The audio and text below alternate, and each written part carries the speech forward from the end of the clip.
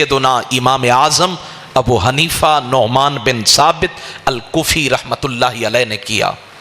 کیا کمال کی شخصیت ہے.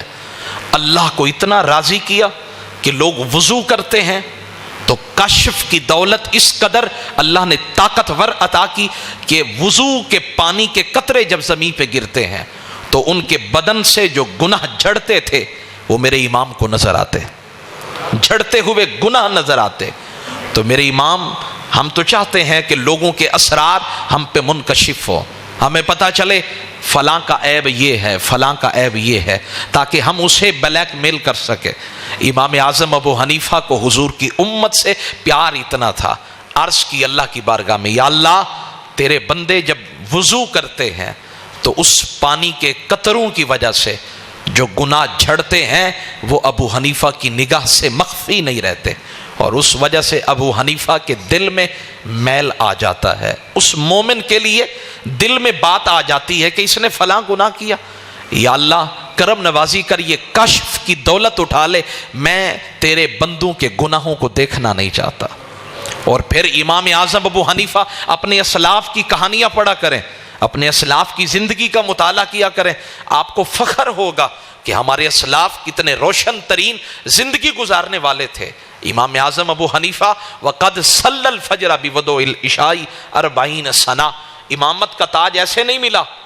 داتا صاحب بھی جنہیں مقلد جن کے بن کر تقلید کرتے ہوئے نظر آئیں, بڑے بڑے امام جن کی تقلید کریں, اعلیٰ حضرت فاضل بریلوی 55 سے زائد علوم پر مہارت کے باوجود امام اعظم ابو حنیفہ کے پیچھے ہاتھ باندھے ہوئے نظر آئیں.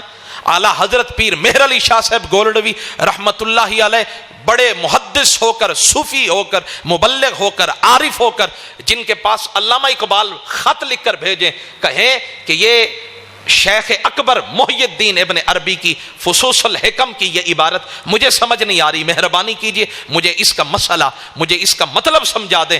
وہ اعلیٰ حضرت پیر مہر علی شاہ رحمت اللہ علیہ امام اعظم ابو حنیفہ کے پیچھے ہاتھ باندھ کر کھڑے ہیں.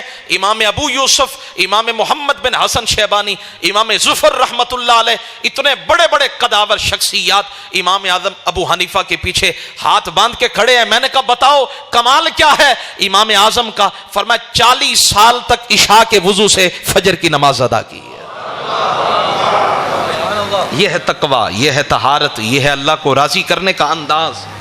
میں نماز نہیں پڑھتا اللہ راضی ہو جائے مجھ سے, میں عبادت نہیں کرتا میرے قدم ڈگمگاتے ہیں اللہ کے گھر کی طرف آتے ہوئے. اور وہ امام جس نے 40 سال تک, کیا وہ انسان نہیں تھے؟ کیا ان کے پاس احساس کی دولت نہیں تھی؟ کیا ان کا بدن تھکتا نہیں تھا, شکستگی نہیں ہوتی تھی؟ کیا ان کا بدن جو ہے وہ تھکاوٹ کا شکار نہیں ہوتا تھا؟ لیکن میں ورطہ حیرت میں پڑ گیا, 40 سال تک عشاء کے وضو سے فجر کی نماز پڑھنے کا مطلب کیا ہے؟ جب آپ نے عشاء کا وضو کیا تو پھر ساری رات آپ سوئے نہیں, ساری رات آپ اللہ کی حمد اور ثنا کرتے رہے, اور یوں فجر کی نماز پڑھی, اور یوں 40 سال کا عرصہ گزرا. اور 40 سال کے بعد پھر میرے امام کعبہ شریف کے قریب گئے نا, تو فرماتے ہیں سمیع الامام الاعظم ہاتفا فی الکعبہ, کعبے کے قریب سے گزرنے لگے نا تو کعبے کے اندر سے آواز آئی. تھوڑی چپ تو قربان جاؤ. سمیع الامام الاعظم ہاتفا فی الکعبہ, کعبہ کے اندر سے آواز آئی. کعبہ بھی بولتا ہے لیکن سامنے کوئی ہو بلوانے والا, کعبہ کی دیواریں بھی بولتی ہیں لیکن ہو کوئی بلوانے والا.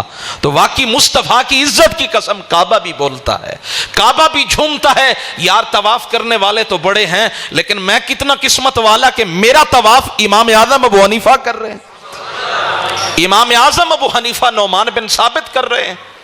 فرماتے امام اعظم ابو حنیفہ کعبے کا طواف کر رہے ہیں, کعبے کے اندر سے آواز آئی. آواز کیا آئی؟ ان یا ابا حنیفہ, اے ابو حنیفہ, اخلصت عبادتی, تو نے میری عبادت کی دو لوگوں کو دکھانے کے لیے نہیں, ریا کرنے کے لیے نہیں, لوگ تجھے عبادت گزار کہیں اس لیے نہیں. اخلصت عبادتی, عبادت کی تو صرف مجھے راضی کرنے کے لیے, میری رضا کے لیے تو نے عبادت کی. وَأَحْسَنْتَ مَعْرِفَتِي, تو نے میرا عرفان اور میرا راستہ چنا میری معرفت کو چننے کے لیے، مجھ تک پہنچنے کے لیے۔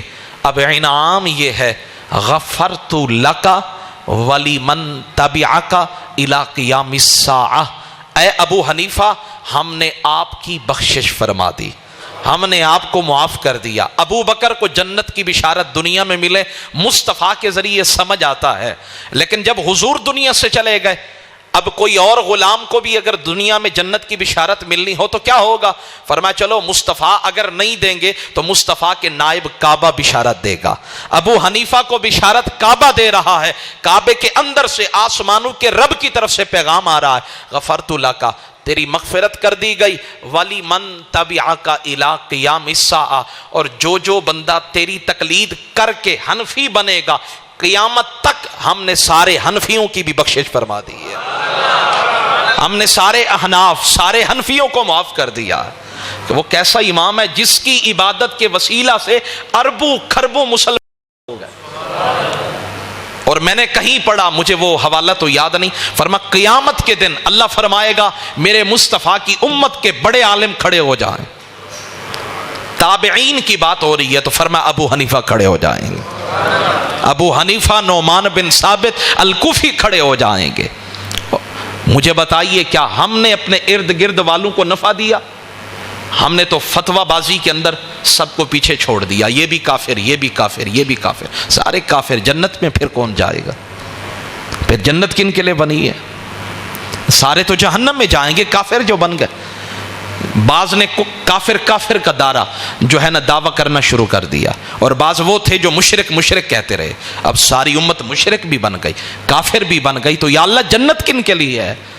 وَيَطُوفُ عَلَيْهِمْ وِلْدَانٌ مُخَلَّدُونَ بِأَكْوَابٍ وَأَبَارِيقَ وَكَأْسٍ مِّن مَّعِينٍ لَا يُصَدَّعُونَ عَنْهَا وَلَا يُنزِفُونَ وَفَاكِهَةٍ مِّمَّا يَتَخَيَّرُونَ إِنَّا أَنشَأْنَاهُنَّ إِنشَاءً فَجَعَلْنَاهُنَّ أَبْكَارًا عُرُبًا أَتْرَابًا لِأَصْحَابِ الْيَمِينِ سُلَّةٌ مِّنَ الْأَوَّلِينَ وَسُلَّةٌ مِّنَ الْآخِرِينَ وَأَصْحَابُ الشِّمَالِ مَا أَصْحَابُ الشِّمَالِ فِي سَمُومٍ وَحَمِيمٍ وَظِلٍّ مِّن يَحْمُومٍ لَا بَارِدٍ وَلَا كَرِيمٍ إِنَّ لِلْمُتَّقِينَ مَفَازًا حدائق وأعنابا وكواعب أترابا وكأسا دهاقا لا يسمعون فيها لغوا ولا كذابا۔ یہ ساری جنتیں کس کے لیے ہیں؟ اگر ساری امت کافر اور مشرک بن گئی پھر جنت میں کون جائے گا؟ اس لیے پیچھے ہٹو، رسول اللہ کے اسوہ پہ عمل کرو۔